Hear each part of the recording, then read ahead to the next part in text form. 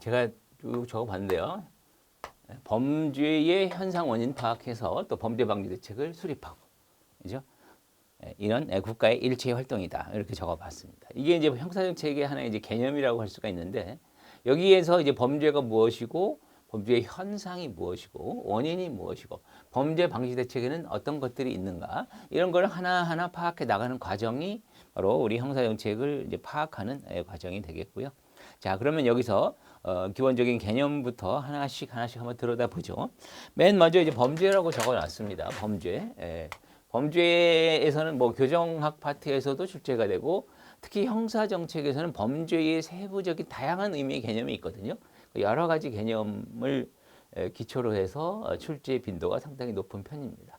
그 중에 가장 대표적인 분류하면 실질적 의미의 범죄와 형식적 의미의 범죄, 이렇게 생각해 볼 수가 있어요.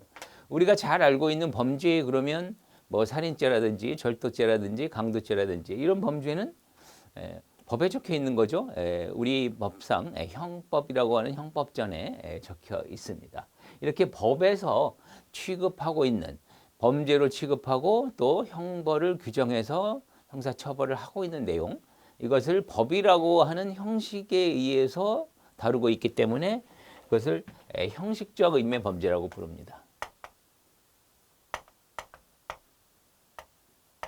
형식적 의미의 범죄는 법에 범죄가 무엇이고 거기에 따라서 범죄를 저지르면 어떤 형벌을 부과할 것이다라고 규정하는 것들을, 여기에 해당이 되는 범죄를 형식적 의미의 범죄라고 불러요.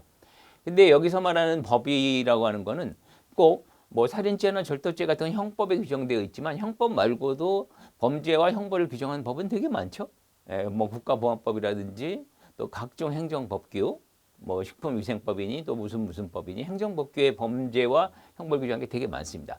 그 넓은 걸 포괄적인 의미, 넓은 의미의 형법이라고 해요. 형법. 그리고 살인, 절도, 강도라는 걸 직접적으로 규정하고 있는 건 좁은 의미의 우리가 알고 있는 형법이 되고, 그래서 이렇게 법에, 이게 포인트가 되는 겁니다.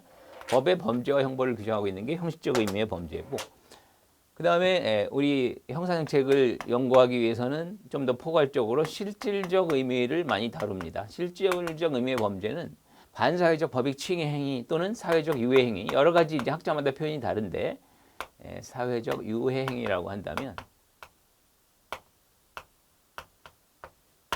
각종 사회적으로 유해한 행위. 여기서는 중요한 게 법 규정 유무와 상관없이, 이런 뜻이에요. 상관없이란 말은 법에 적혀 있는 경우도 있고 법에 적혀 있지 않은 경우도 있고 전부 포괄하여 다른 각종 사회적으로 유해한 행위. 예를 들어서 사람을 죽이는 행위다, 물건을 훔치는 행위다. 사회적 유해 행위죠. 하지만 그거는 법에 적혀 있는 것 중에 하나고, 법에 안 적혀 있는 거, 예를 들면 뭐 쓰레기 무단 투기라든지 세칙이라든지 여러 가지 각종 뭔가 사회에 해를 끼치고 타인에게 해를 끼치는 행위들이 있죠. 그런 행위들은 분명히 사회적 유해 행위입니다.